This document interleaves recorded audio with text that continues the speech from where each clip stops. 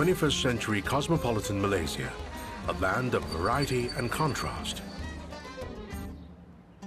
This nation of nearly 30 million is a richly woven tapestry of cultures and races. For centuries, people from faraway lands came to these shores by sea. There would be traders from the Middle East or Arab countries, India, China. Even on occasion, Europeans showed up. The history of Malaysia reveals how a diversity of people came to settle here, bringing their own customs and traditions, each contributing to its cultural landscape. And they also brought in important aspects of their cuisine.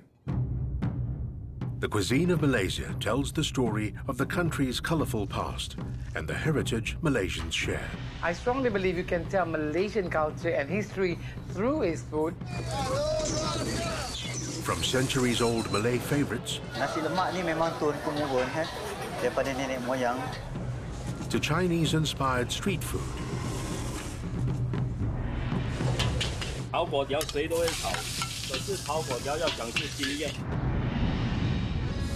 Journey into the very heart and soul of this country, a melting pot of many influences.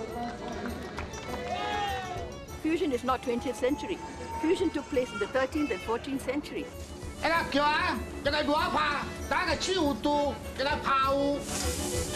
Culinary Malaysia, a mouth-watering celebration of this multicultural nation. Malaysian food has shaped what we are today. It has the influence of all the historical things that have happened, all the traders that have come in, everyone that has come in and crossed our paths has influenced us in Malaysia.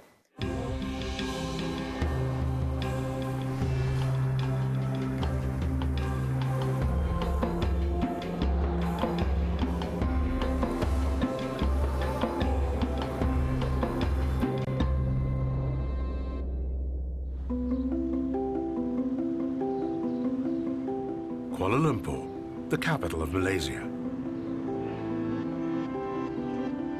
This is the cosmopolitan heart of this nation.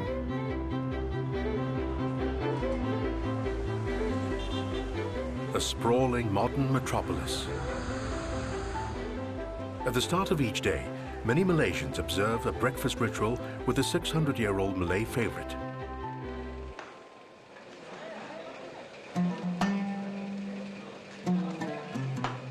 Rice steamed in coconut milk, topped with a dash of sambal or chili puree, some cucumber, egg, and fried ikan bilis, a local variety of anchovy.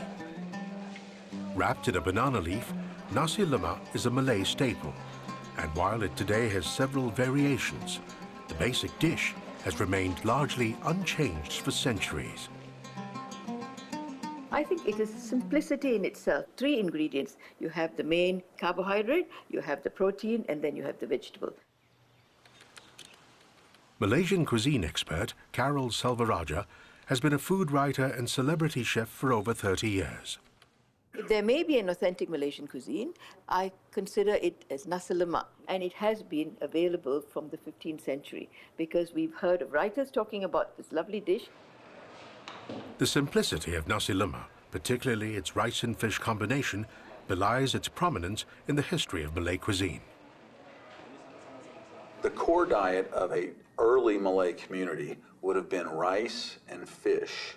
Rice would have been brought in through trade. For example, in the Great Malacca Kingdom, there were tens of thousands, if not hundreds of thousands of tons of rice brought in every year from Java. Combine that with fish, that made up the basic diet.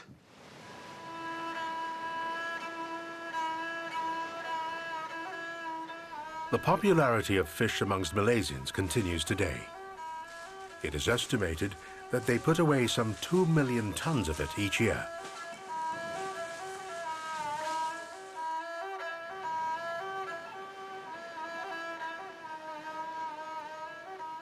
Peninsular Malaysia is flanked on either side by seas rich with marine life.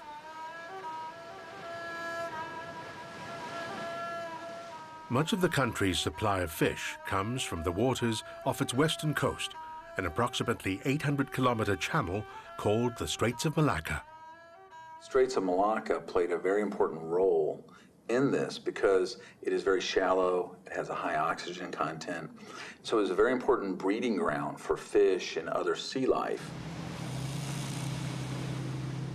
The Straits of Malacca not only sustained early settlers, but its strategic location also made it a thoroughfare for trade, putting Malaysia at an important crossroads. It acts as a funnel for trade between South Asia or India and East Asia, particularly China. And so if you want to move between China or Japan and India, you basically have to go through the Straits of Malacca. There would be traders from the Middle East or Arab countries, India, Japan, the Philippines, China.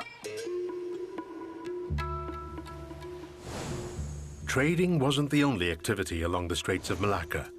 The abundant seas saw fishing communities thrive along the coast.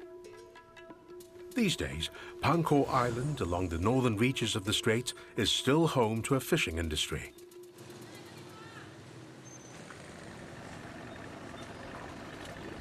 Pangkor is best known for ikan bilis, but a wide variety of other marine species are also caught here.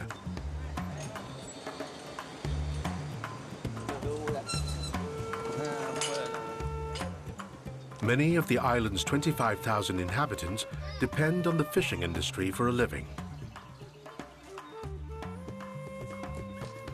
22-year-old Nasri, or Captain E, is the youngest fishing boat captain on the island. He's followed in the footsteps of his father. Semalam you tangkap berapa? Ada? Malam ada juga sikit kan. Sikit ah? Oh, kalau itu macam kena rajin sikit lah.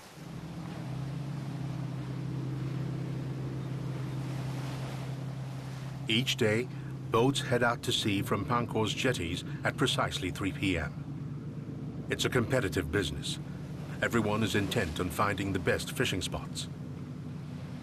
But overfishing is forcing boats to venture further out than before. Life at sea may look tranquil, but it is hard, back-breaking work. Kadang-kadang pun sampai 2 hari, 3 hari kita biasa kan tidur sat-sat apa kan. Dah biasa kerja kan, kerja dah ni telekom kena jadi macam tu. Tidak susah pasal ikan pun dia tak tidur. Siang malam dia tak tidur kan. Captain E is doing the same thing generations before him did. It's a legacy that stretches back to the earliest known fishermen in these parts, the orang laut.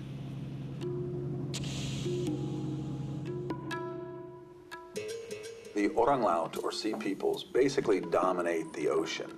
They have knowledge of rare products in the ocean. They have knowledge of the shoals, the currents, the shallows, and therefore they're able to move over water, or particularly the Straits of Malacca area, with ease. Fishermen like Captain E rely more on technology than the intimate knowledge of the sea their predecessors possessed.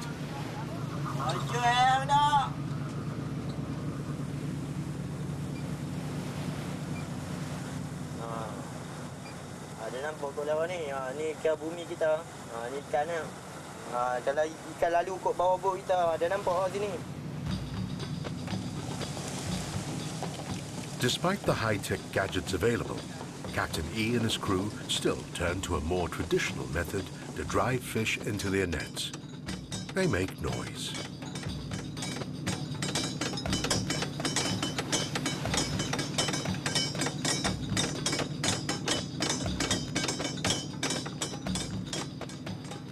It takes far less time to deploy the nets than to reel them in. This must be done with care to avoid snagging the nets and losing the catch. How big that catch will be is anyone's guess.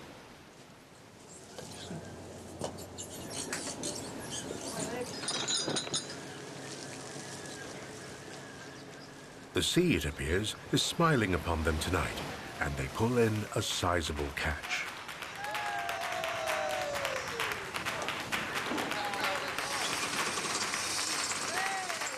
This time they've landed a school of mackerel, a fish popular with Malaysian seafood lovers.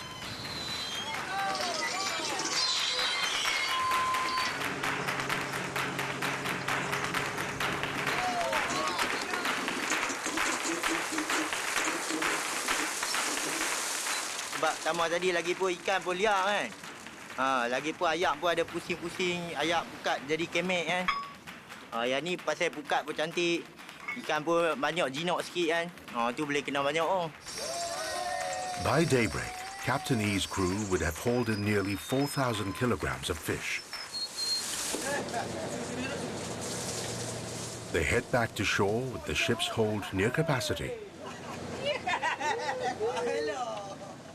Tonight's catch includes ikan bilis that will eventually end up in kitchens across Malaysia.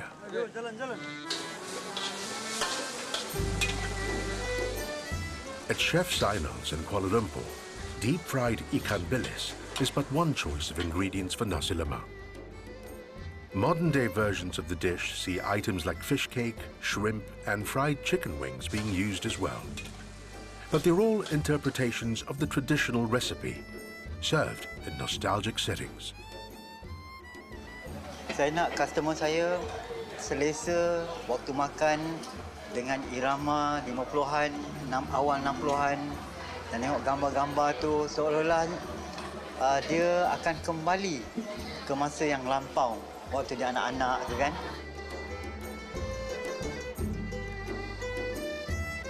That walk down memory lane at Chef Zainal's ultimately leads to good old-fashioned nasi lemak. Prinsip saya bagi nasi lemak ni senang, simple je. Kita kekalkan yang lama, tradisi kita tu, kekalkan. Resepi dia kita maintain, dengan itu kita boleh berjaya kalau kita buat perniagaan. Nasi lemak ni memang turun-temurun daripada nenek moyang dan merupakan resipi ibunda kita. The nostalgic ambience here is perhaps an apt setting for Malaysians to savor a culinary favorite from the past, one that is as popular today as it was in the 15th century.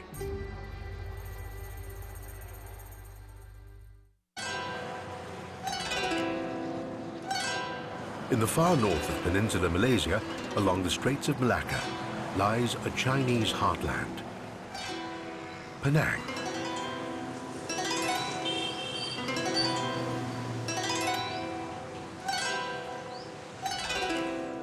Over time, waves of immigrants from China came and settled here, bringing with them their own traditions and culture, and of course, their cuisine,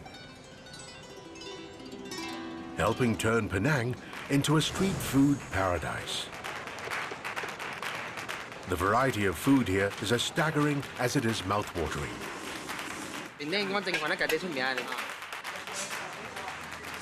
Malaysia, Penang ni minyak kau je lah. This is al fresco dining Malaysian style.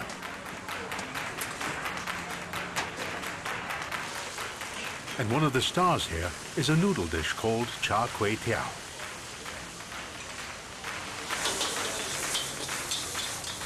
Char kway teow is the flat rice noodles tossed with bean sprouts, with cockles, with chili, with garlic. It may be a dish we're eating in the roadside mainly or cooking at home.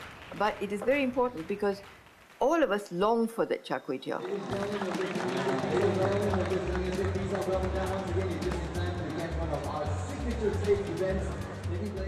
The Penang Food Festival is a celebration of its street fair. Food takes center stage, with chefs' creations scrutinized by experts. The Best Char Kway Teow Award is up for grabs. In true Malaysian form, this Chinese dish is enjoyed by non-Chinese as well. We love char kway teow. The taste, the color, the ingredients.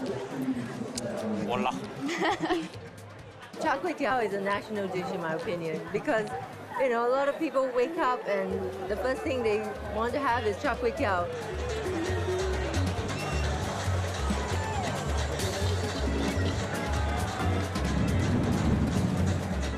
At the Battle of the Chefs, Judges look for flair and presentation, and taste, of course, to decide on the best char kway teow.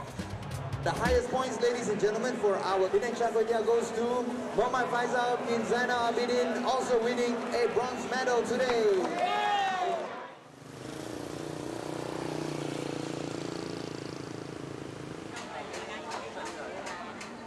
Early morning in downtown Penang.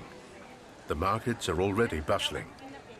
Char kway teow cook Mr. Lien and his wife are doing their daily marketing. And as any chef knows, the right ingredients make all the difference. 这种粿条有分开2-3种，它的粿条的柔软不一样。如果炒的啊，我们比较厚；如果煮的呢，我们是比较薄。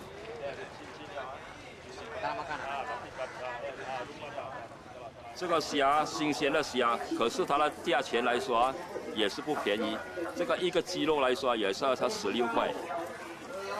如果要便宜的话，他们这边就有，他们比较小只了啊，所以它的虾肉也是差。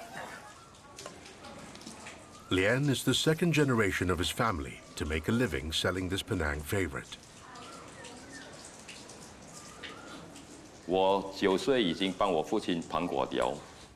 我的父亲从小他就跟他的父母亲从中国福州那边来到马来西亚，那时候他的年份应该是1938年，所以传到现在，轮到我们已经是算是第3代在马来西亚。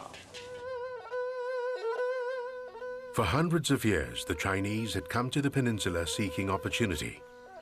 But these numbers swelled after the arrival of the British East India Company in 1786.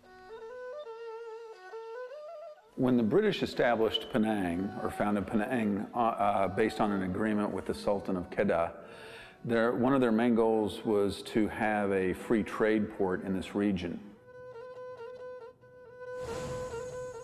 Penang became a major trading port and commercial center, and like a beacon, it attracted even more Chinese than before. While there were Chinese in the Malay Peninsula prior to the colonial era, they played a very important role in the societies and in trade. The amount, the volume, the numbers of migrants that came during the colonial era simply dwarfs that of those who came before. Most came as traders, coolies, or laborers, bringing with them their way of life.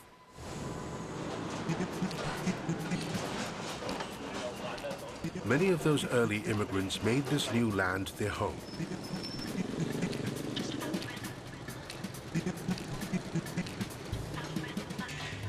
Lien has done well for himself selling char kway teow. It's a competitive business, but Lien has mastered the tricks of the trade, from picking the right ingredients to wok temperature to frying technique. 炒粿条谁都会炒，可是炒粿条要讲究经验，火候全部要打中在一起。所以有时那个火不够大，我们要开风扇，打它火，给它直接吹起来，所以你的粿条和它炒了才够味道。 The char kway teow is hawker food, it's street food, and it's fast and furious. That wok has to be exactly really hot, the flame has to be really high, and it has a very, very high turnover.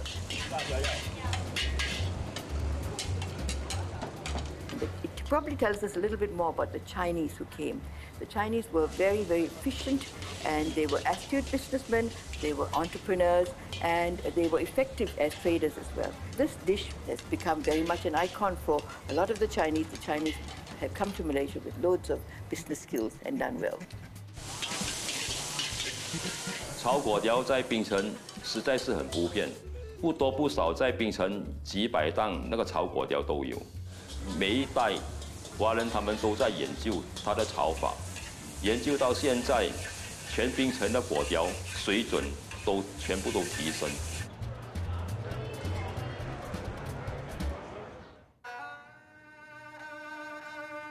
But even before Penang, the Chinese already had a significant presence on the peninsula, in a mighty kingdom that reigned 200 years earlier called Malacca.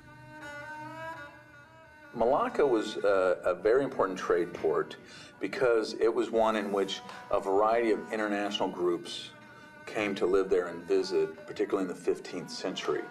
It's generally accepted that some 100,000 people lived there in the 15th century, which would have made it one of the largest cities in the world.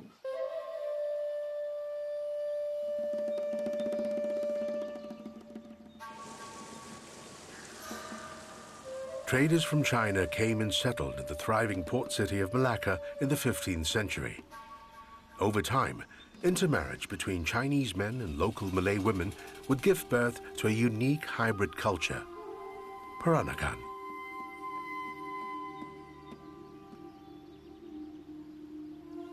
The Peranakan way of life was a blend of Chinese, Malay, and sometimes Western influences.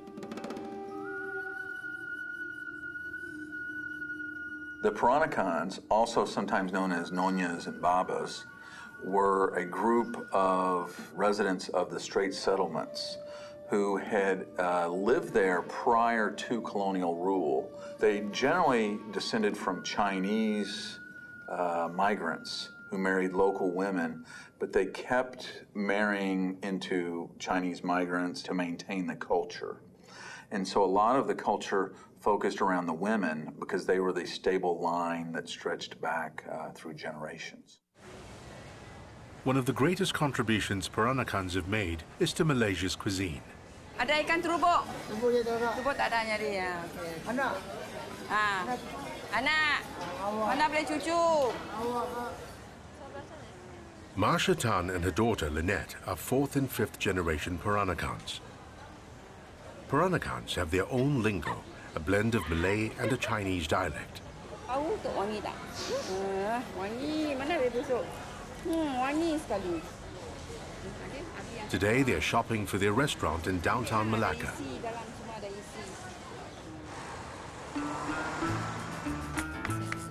In the kitchen, in true Peranakan matriarchal form, Marsha is showing Lynette the ropes.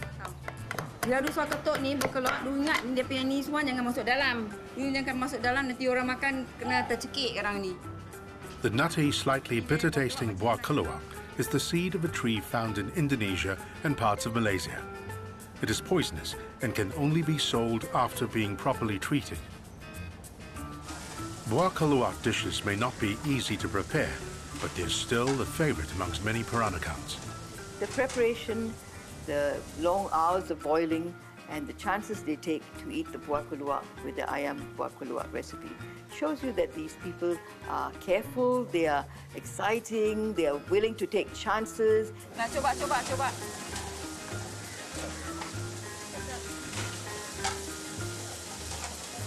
Okey, mau ingat.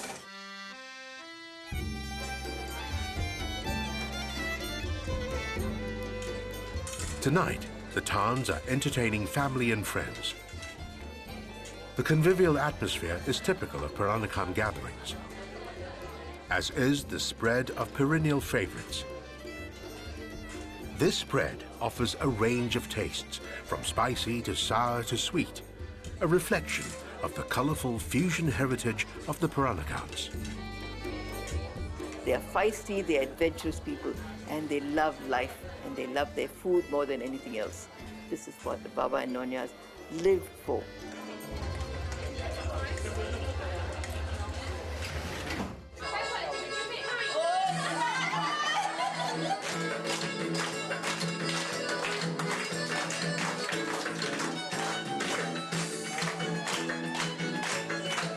The Peranakans have made a lasting impression on many aspects of Malaysian life, from architecture to fashion. A lively chapter in the story of the nation's cuisine.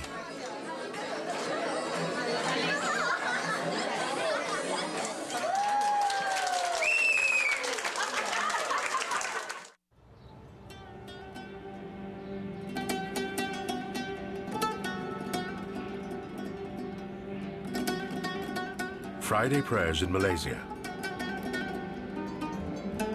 Muslims make up more than half the population here.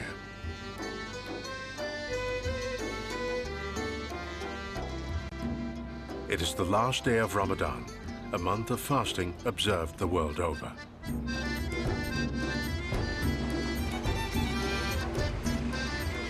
In markets across Malaysia, families are preparing for the customary end of Ramadan feast. This celebration is called Aidilfitri, a culmination of the month-long fast that symbolizes patience, austerity, and faith. Tapi sure memang ada ayam kan. Tak apalah, saya bagi deposit. Saya nak 5 ekor. Lagi sekali. RM25.50 saja. Tak betul lagi. Apa pasal? Ini baru boleh. RM125.50. Terima kasih. Esok jumpa lagi. Okey, jemput datang rumah hari raya. Bye. Okey. For Puan Sabaria and her sister, the day has only just begun. Preparing a feast like this for family and guests is quite a responsibility. Jadi kita sebagai keluarga yang tua, bila meriah kita mesti buat persiapan kan. Kalau kita tak buat persiapan, diorang nak meriah apa? Tak ada apa pun nak makan kan. Jadi kita terpaksa berkorban dirilah. The Aidilfitri feast will feature their most beloved dishes. And leading the lineup, the all-time favorite, beef rendang. Tender cuts of meat cooked in thick, spicy gravy. Rendang is to the Malays what Turkey is to Christmas. And the Malays, mainly Muslims, serve this wonderful dish at Aidilfitri, which is the end of fasting month, where everyone celebrates. At Puan Sabaria's, preparing the Aidilfitri feast is a family affair.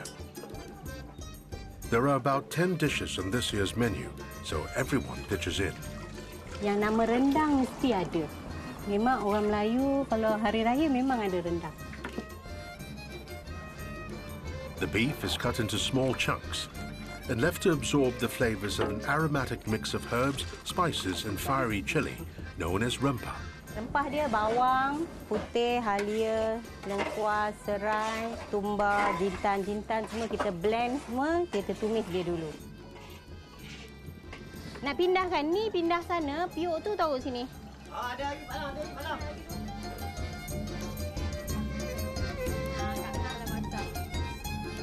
The rendang is very much a family dish because everyone has to come together. It's the extended family coming together. And from that, you can see that the Malay culture and tradition is very family-oriented. And the rendang is part of this tradition, and everyone has a little say. So everyone has their job to do. The rendang is cooked slowly over several hours to reduce the gravy to a thick consistency.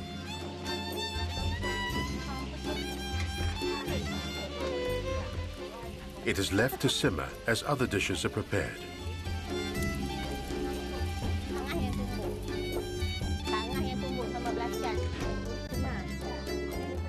It is at gatherings like this that age-old Malay traditions, including family recipes, are passed on to the next generation. I believe children should be involved in cooking and should know how important the knowledge of cooking is to them, because it will make them carry on with them the culture, the cuisine to the future, and teach their children. Celebrity Chef Sam is the host of Ole Ole Chef Sam, a half-hour TV program that showcases his culinary skills. Jadi hari ni kita nak masak, kalau anda perhatikan, Primi tengok, Lily tengok, what is this? Daging. Daging. Ini dia daging lembu. Jadi tak sah kalau ada nasi minyak. Today he's taping an episode teaching kids how to cook beef rendang. Tapi pedas ni tau. Lily, can you take spicy food?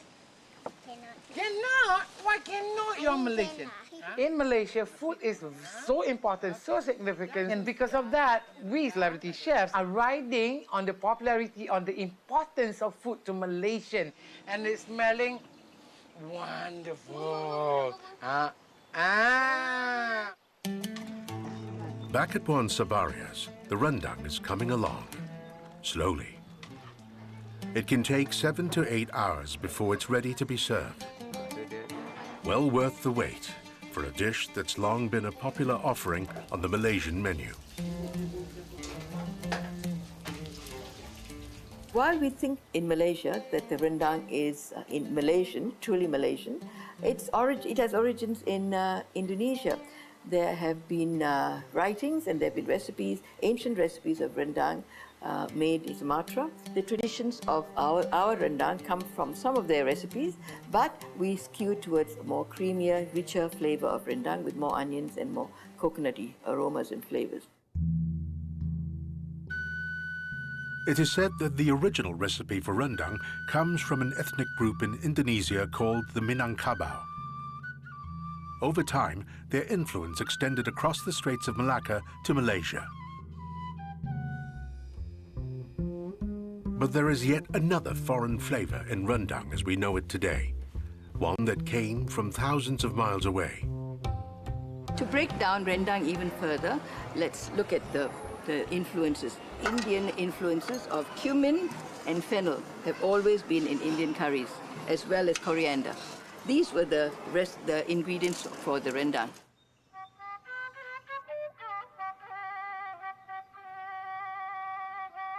Bearing spices and other commodities, Indians arrived in this region overland and via the Straits of Malacca. Indians came here prior to the colonial era in search of trade opportunities, mainly. Many of them were merchants. And these ships coming from various ports in India, they would bring in cloth from India. For example, cloth was very important. But they also brought in important aspects of their cuisine. In the culinary melting pot of Malaysia, some of these Indian spices would end up giving local dishes an aromatic flavor.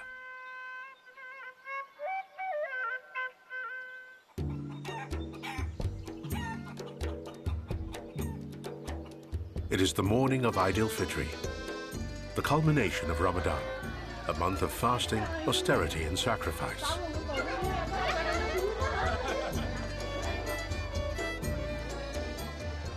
In Muslim homes, younger family members ask for forgiveness from older folk. Then, a prayer of gratitude before the feast. It took many hands, many hours to prepare, with a dash of rich history for flavor. With many influences, the Aidilfitri feast has become a familiar Malaysian experience, a testament to the diversity of this melting pot. Hey, bye-bye.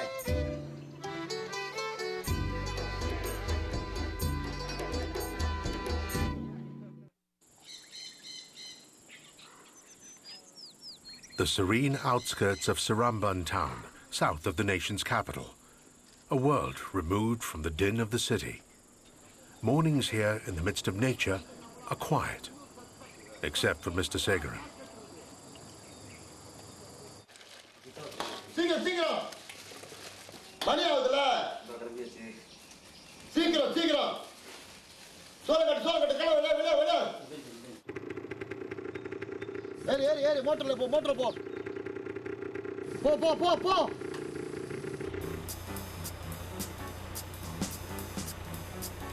Segaran and his men head out to a nearby jungle to harvest something that is an important feature of the typical South Indian meal.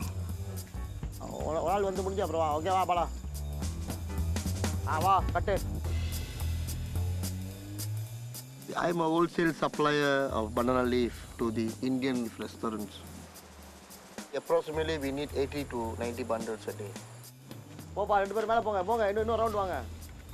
you go to restaurant, you sit and eat like this. Rice, and you can put 7 vegetables there. Chicken, mutton, everything, but you won't run away. Your wish, lah. Segaran is a 4th-generation Malaysian Indian.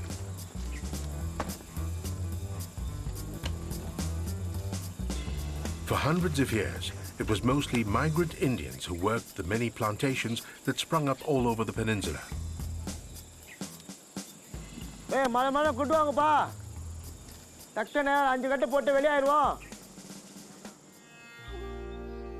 Indians have also been present in the Straits of Malacca area for many centuries. However, during the colonial era, they came in far larger numbers. And part of the reasoning for that was it was related to the British or the colonial economy. They were brought in to work on rubber plantations.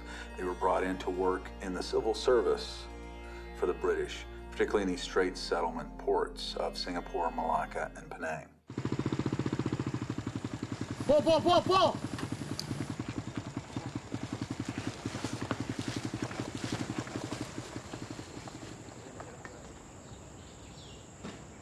These Indian migrants brought with them the tastes, flavors, and customs of home, much of which became part of the local cuisine.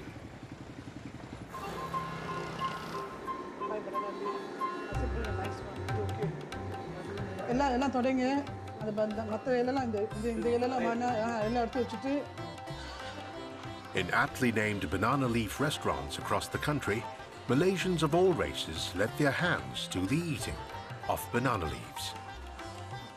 A banana leaf that is biodegradable, it is antibacterial, and if it's dipped in water, it is malleable, it is soft, it can be folded. And strangely enough, this idea of banana leaves must have come from India, because the Indians always use banana leaves as plates. But there's more to Indian food than just the banana leaf meal. Another popular dish in Malaysia featuring fish is an exotic fusion of Indian and Chinese influences. This is a popular market for fresh seafood in Kuala Lumpur.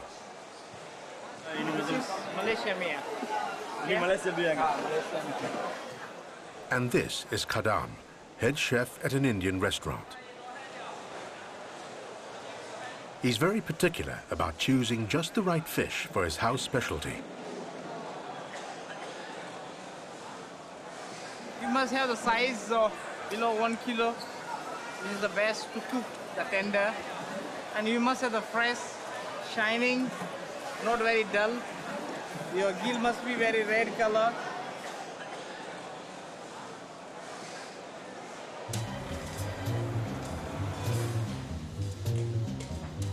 Chef Kadam came to Malaysia a little over a decade ago. He uses his five-star hotel experience to prepare an unusual dish, one that features a part of the fish that is usually tossed in the bin. I see this. Locally, they're selling a lot fish head curry here in stall and other restaurant. So I developed. Definitely, is what I cooking, and here it's a little bit different. So I make according here what the Malaysian taste, they like it. There to ina fish head vachita clean panne boil pannum podum. The fish head itself is not Indian. The people in India do not eat fish head. The influence was mainly Chinese. The Chinese brought the lovely influences of fish head because the Chinese have always lived close to the edge. You were never quite sure about where you're going at feast or famine. So the head was always priced.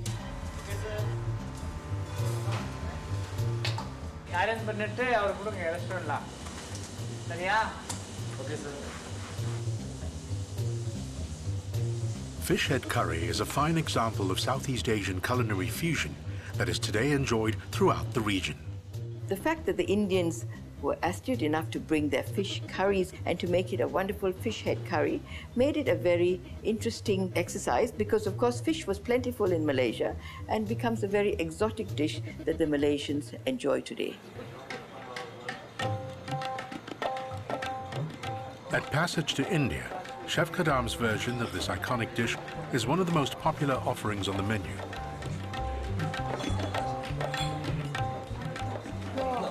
This is fish head curry. It's very popular in India. Try this today. You know, this is fantastic.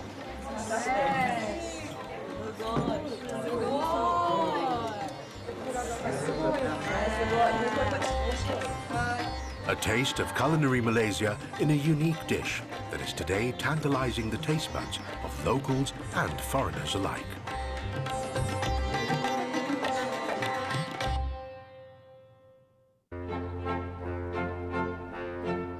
Kuala Lumpur, Malaysia's capital. The varied architecture here hints at the different cultures that have shaped it.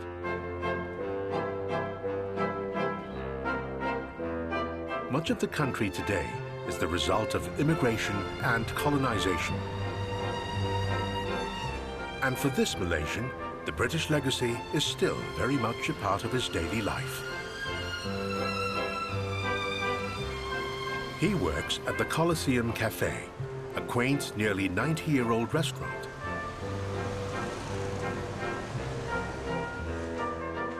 The Colosseum is a nostalgic nod to the days of the British Empire. These days, however, its clientele are Malaysians of all races.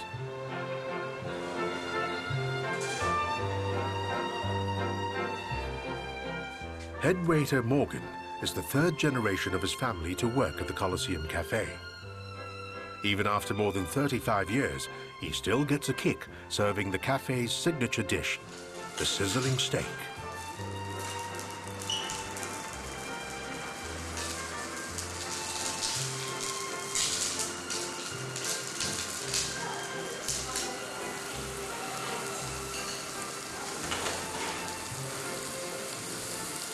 You want to see the steak is really cooked and put in the hot plate. When we put a sauce, make the thing smoke very heavy. So the customers are very shaky and say, oh my God, oh my God. The Western food served here has a distinctly Malaysian twist. The recipe for the sizzling steak that nobody can copycat from us, which we did from since 1921 till now, the same taste as what customer likes it. Many of the items on its menu may not have changed, but the clientele today is quite different. The people who frequented the Colosseum Cafe would have been British civil servants and their wives and their families. It was a place where people could congregate and eat food that they were used to. Some of the Malaysians would also go there. It was also fashionable to be seen with the orang putih, the white man, and it was one step ahead in the social ladder. The Colosseum Cafe was established by a Malaysian-Chinese businessman in 1921 to cater to the palates of the colonial masters of the time. But the chefs were Hainanese Chinese, as they are today. The kitchens were run by Hainanese cooks. These were a group of people who came from southern China, coming in search of food because at that time there were lots of jobs in Malaysia and Singapore. And they learned very fast because they were good cooks themselves. Head waiter Morgan is himself living proof of the Malaysian melting pot.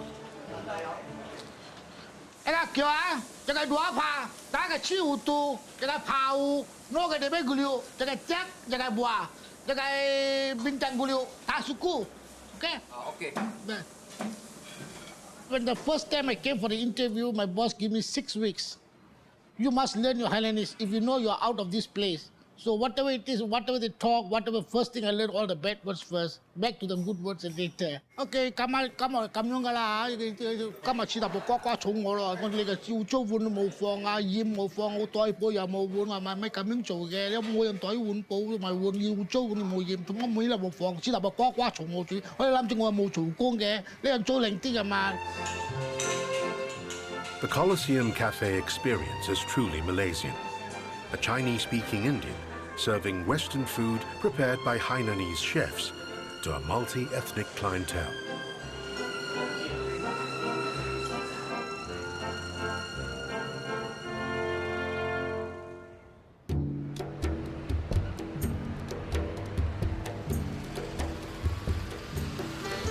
Malaysia is not merely defined by its multiracial society. It is how these diverse races have blended and borrowed from each other that makes it unique. I strongly believe you can tell Malaysian culture and history through its food, because if you look at all these years, we'll have some sort of influence from other races. The Malays would incorporate some Chinese ingredients into their cooking. The Indians would incorporate some Malay ingredients into their cooking, and so on. Malaysian food has shaped what we are today. It has the influence of all the historical things that have happened, all the traders that have come in, everyone that has come in and crossed our paths has influenced us in Malaysia. It crosses borders, it has memories. A true fusion of ideas and cultures. Malaysian cuisine is undeniably a heritage all Malaysians share. a colourful story of migrants, ancient traders, colonial masters, and the seas that brought them to these verdant shores.